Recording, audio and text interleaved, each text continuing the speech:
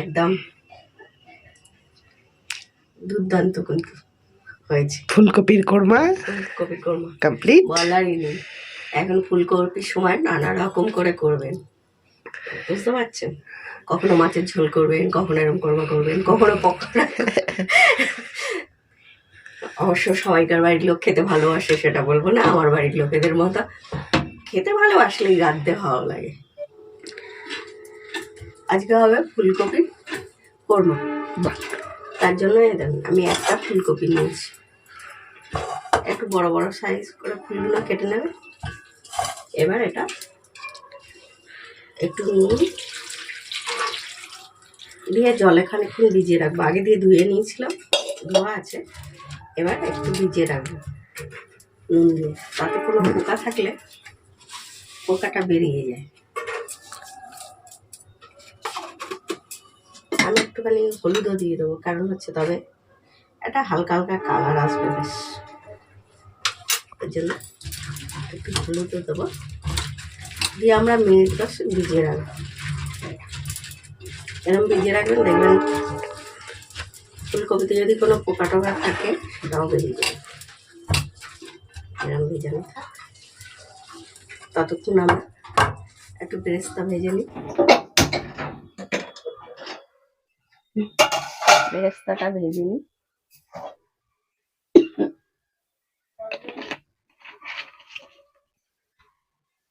গরম হয়ে গেছে, এবার দুটো পেঁয়াজ কেটে রেখেছিলাম এরকম লম্বা লম্বা করে, সেটা এই সময় আগুনটা হাই রাখবেন, নাহলে কিন্তু হবে না, আগুনটা কমাবেন না।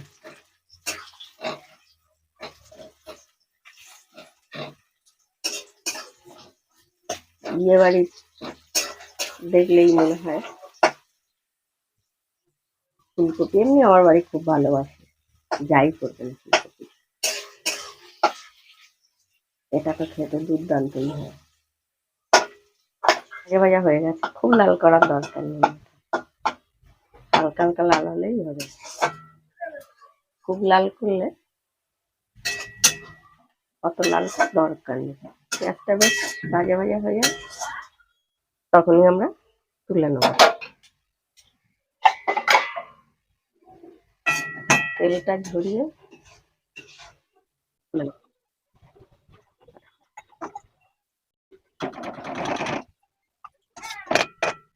আমি দুটো পেঁয়াজ নিয়েছিলাম, যেহেতু একটা ফুলকপি তাই মাঝারি সাইজের দুটো পেঁয়াজ।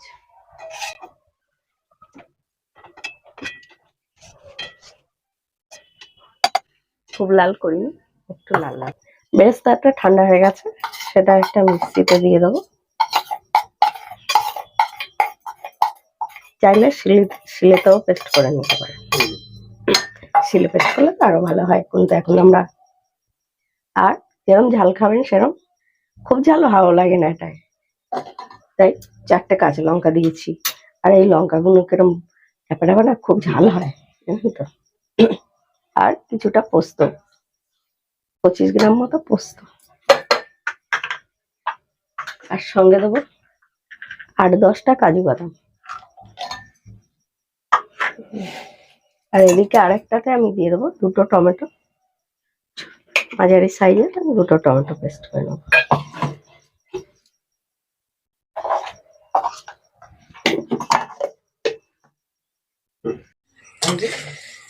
মশলাটা সুন্দরভাবে হয়ে গেছে, টমেটোর পেস্ট, আর কপিটা তুলে নিই। কপিটা কিন্তু আগে থেকে ভালো করে ধুয়ে তারপরে জলে দেবেন, যে কোনো সবজি ভালো করে ধুয়ে নিতে হবে। এখন যা সার দেয়া,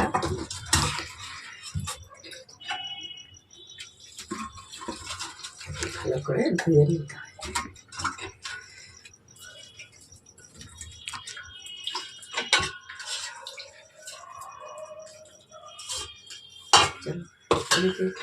গ্যাসটা জ্বেলে দিই, গরম হয়ে গেছে, এবার কপিগুলো দিয়ে দেবো। একটু বেশি তেলে ভাজবেন, তাই বলে নেমন্তন্ন বাড়ির মতো সাদা তেলে তো আমরা ভাজবো না। নেমন্তন্ন বাড়ি একদম বেশি সাদা তেলে ভালো হয়, কিন্তু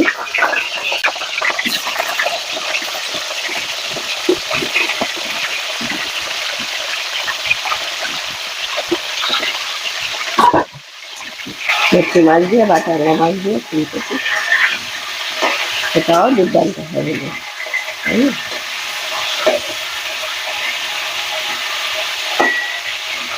একটু দেখবেন খুব বড় বড় করবো না, বেড়ে ভেজা খুব বড় বড় আমরা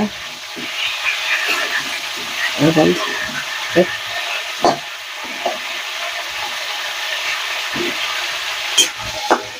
যেমন কপিগুলো ভাজবেন, যাতে কপিগুলো এই ভাজার সময় আপনার অর্ধেকের বেশি হয়ে যায়, প্রায় 80% হয়েই যায় সেদ্ধ।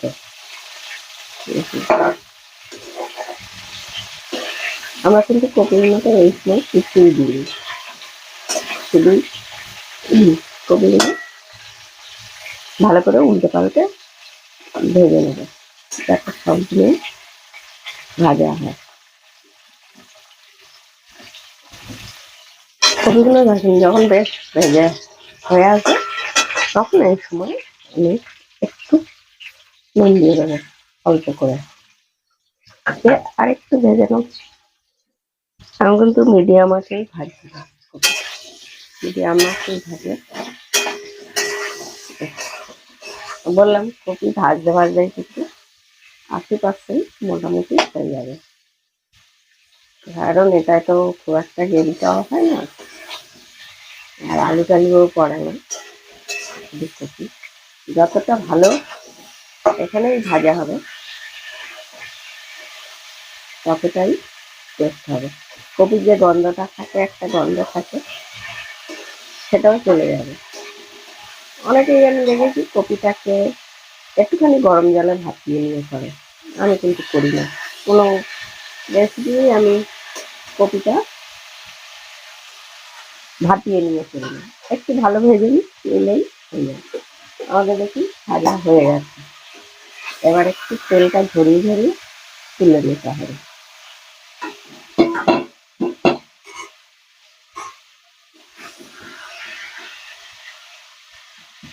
এটা সর্ষের তেলেও করতে পারবে, যারা সর্ষের তেলটা দিয়ে করবেন ভাববেন তারা সর্ষের তেলেও করবেন, সর্ষের তেলে সব জিনিসই ভালো হয়, কিন্তু আমি একটু সাদা তেলটা বেশি রান্নাটা করি, সর্ষের তেলটা একটু কম ব্যবহার করি।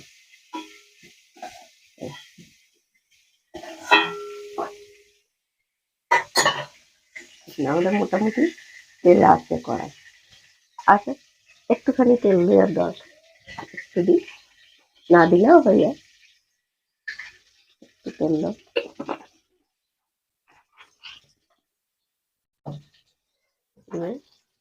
দেবো গোটা মশলা, 3টে লবঙ্গ আছে, দুটো দারচিনি আর 2টো ছোট এলাচ দিয়েছি। দিয়ে আমি দিয়ে দেবো কিন্তু টমেটো কুচিটা।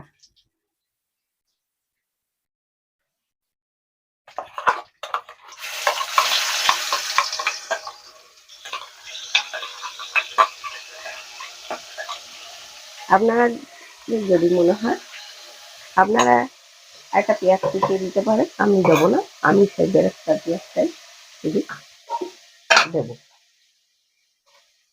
আর দেবো আদা বাটা একদম ভর্তি ভর্তি 1 চামচ,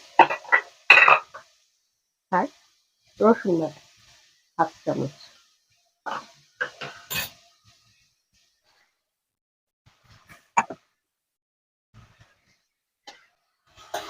টমেটোর যে কাঁচা গন্ধটাও চলে যাবে, আর রসুন আদার গন্ধটা চলে যাবে, একসঙ্গে ভালো করে আমরা কষে নিই।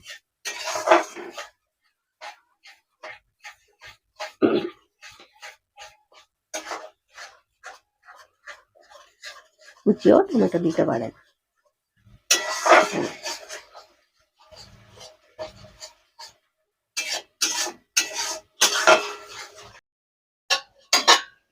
আর দিয়ে দেবো এবারে একটু ধনে গুঁড়ো, একটু জিরে গুঁড়ো, আর আন্দাজ মতো হলুদ।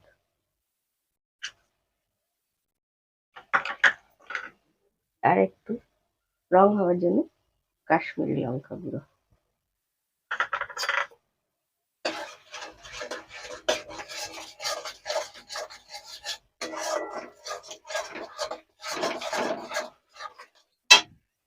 এবার যে আমরা মশলাটা করে রেখেছিলাম সেই মশলাটা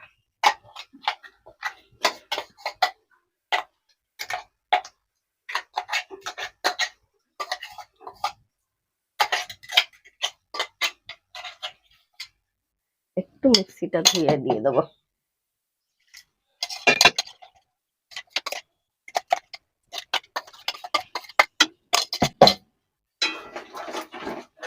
মশলাটা কিন্তু ভালো করে কষে নিতে হবে।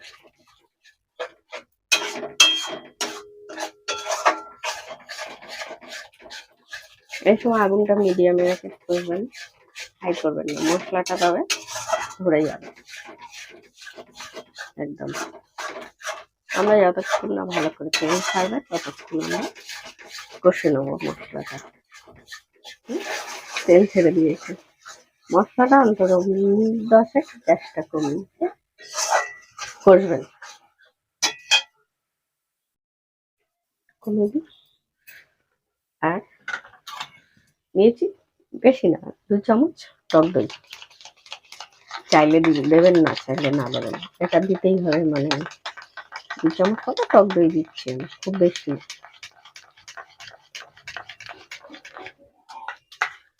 টক দইটা ফেটিয়ে দেবেন।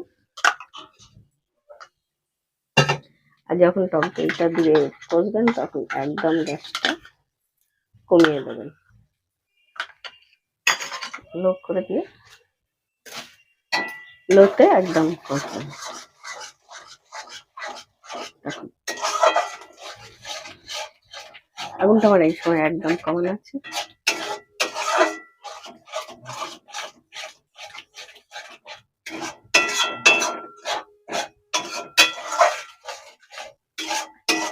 কপিতে তো আমাদের একটুখানি নুন দেওয়াই ছিল।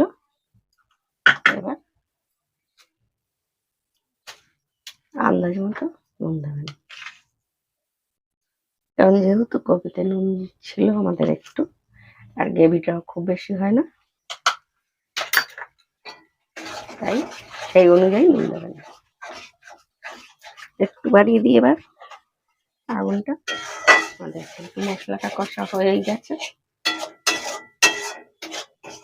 যখনই দেখুন মশলা দিয়ে তেল ছাড়ছে,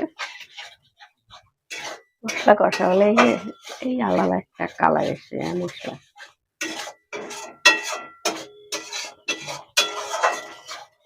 আর যারা নিরামিষ করতে চাইবেন একদম পেঁয়াজ আর রসুনটা অ্যাভয়েড করে যাবেন, কাজু বাটা, পোস্ত বাটা, তার সঙ্গে একটুখানি গাঢ় হওয়ার জন্য চালমগজ বেটে দেবেন। নিরামিষ দিনে, উপোসের দিনে সেটাও কিন্তু দুর্দান্তই খেতে হয়। কষা হয়ে গেছে, এবার কপিগুলো দিয়ে দেবো।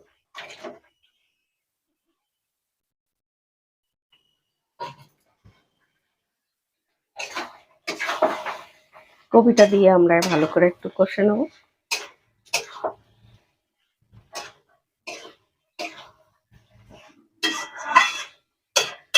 আপনারা তো গন্ধটা পাচ্ছেন। যারা রেসিপিটা আমার দেখছেন তাদের অনেক অনেক ধন্যবাদ। যদি রেসিপিটা ভালো লাগে তবে একটি লাইক করবেন, একটি কমেন্ট করবেন, শেয়ার করতে ভুলবেন না। আর যারা পেজে দেখছেন প্লিজ পেজটা ফলো করে দেবেন। আর যারা ইউটিউবে দেখছেন প্লিজ সাবস্ক্রাইব করে দেবেন, পাশে থাকা বেল আইকনটি ক্লিক করে দেবেন যাতে আমার ভিডিওটি আপনাদের কাছে সবার আগে পৌঁছয়। আর আপনারা প্লিজ যদি কমেন্ট করেন কে কোথা দিয়ে দেখছেন, কে কোন জেলা থেকে, তবে আমি অন্য রেসিপিতে তার নামটি বলতে পারি।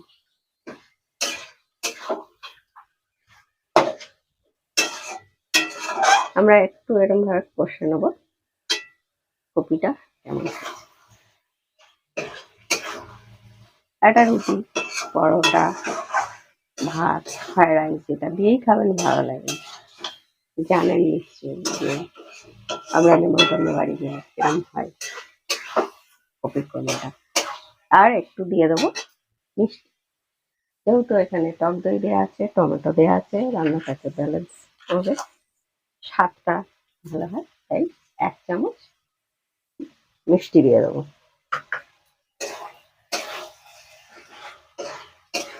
এটা অল্প অল্প জল দেবো, কপি অলমোস্ট আমাদের সেদ্ধ হয়েই এসছে, তাই আমরা একটু জল দেবো। এটা খুব বেশি গ্রেভি হয় না, আগেও বলেছি,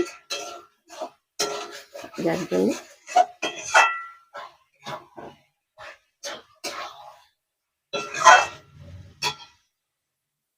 একটু মিক্সিটা ধুয়ে আর একটু জল দিয়ে দিই। ওপর থেকে একটু ধনেপাতা দিয়ে দিচ্ছি। এখন ধনেপাতার সময়টা যেন সবকিছুতেই ধনেপাতা না হলে ভালো লাগে না। একটু ঢাকা দিয়ে দিই। এই সময় কিন্তু আগুনটা হাই আছে, একটু ফুটে গেলে আমরা আগুনটা কমিয়ে দেবো। A few minutes later. দেখুন আমাদের ফুটে গেছে কিন্তু তরকারিটা। একটু নেড়ে দিয়ে আমরা ফিরে আসবো। আগুনটা একটু কমিয়ে দেবো, দিয়ে 10 মিনিট হতে দেবো। 10 minutes later.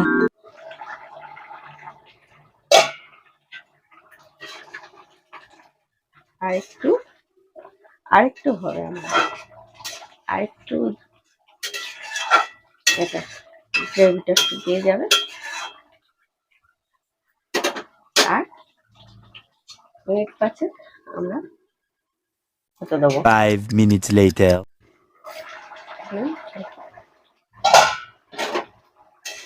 এবার আমাদের অলমোস্ট হয়ে গেছে কিন্তু।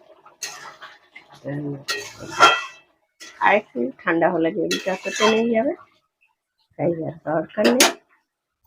এই সময় আমি দিয়ে দেবো একটু কস্তুরি মেথি। কস্তুরি মেথিটা সবসময় হাতে একটু পেস্ট করে দেবেন এরকম করবে।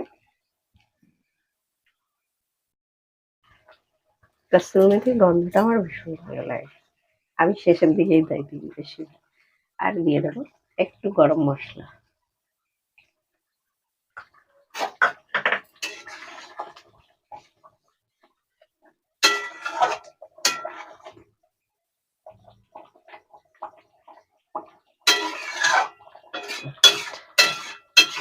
হয়ে গেল একদম, শুধু আমরা হয়ে গেছে আমাদের। গ্যাসটাকে বন্ধ করে দেবো, আমাদের রান্না কমপ্লিট একদম। দেখুন আমাদের ফুলকপির কোরমা ইজ কমপ্লিট। অসাধারণ গন্ধ আসছে। ওই জন্য বললাম আপনারা তো গন্ধটা পাবেন না। অতি আফসোস কি বাত है ये। গন্ধটাই যা ছাড়ে, খেতে কি দারুণ। গন্ধ আর টেস্ট দুটোই আপনারা পান না, আমার খুব একদম দুর্দান্ত কিন্তু হয়েছে ফুলকপির কোরমা ফুলকপি কোরমা, কমপ্লিট। বলারই নেই। এখন ফুলকপির সময় নানা রকম করে করবেন, বুঝতে পারছেন? কখনো মাছের ঝোল করবেন, কখনো এরকম কোরমা করবেন, কখনো পকোড়া। অবশ্য সবাইকার বাড়ির লোক খেতে ভালোবাসে সেটা বলবো না, আমার বাড়ির লোকেদের মতো খেতে ভালোবাসলেই রাঁধতে ভালো লাগে। আসলে রান্নায় ওতেই থাক, আবার ফিরে আসবো অন্য কোনো সময়, অন্য কোনো দিন, অন্য কোনো নতুন রেসিপি নিয়ে। ততক্ষণ টাটা। Bye bye.